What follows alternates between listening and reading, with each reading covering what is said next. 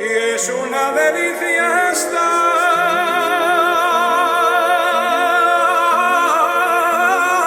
de verano en una aldea, en una casina de César rodeado de árboles.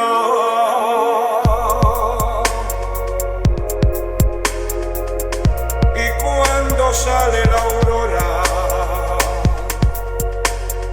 oyes el mirlo cantar,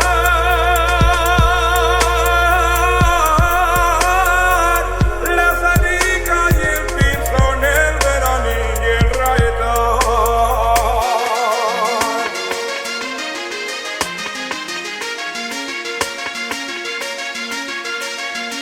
También canta la calandria, el malvis y el verderán,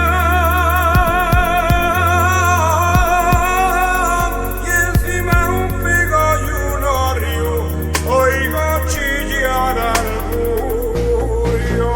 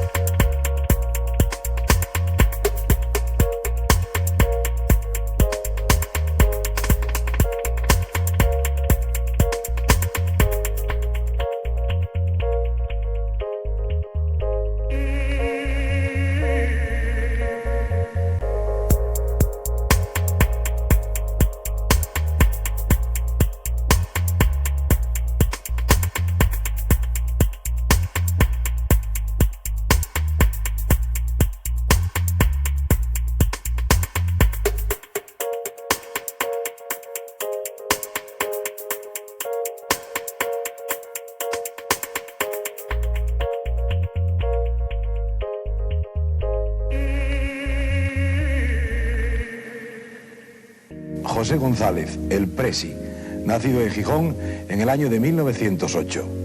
Criticado injustamente, fue y demostró ser el más grande embajador de la tonada, aún con innovaciones de acompañamiento y musicales.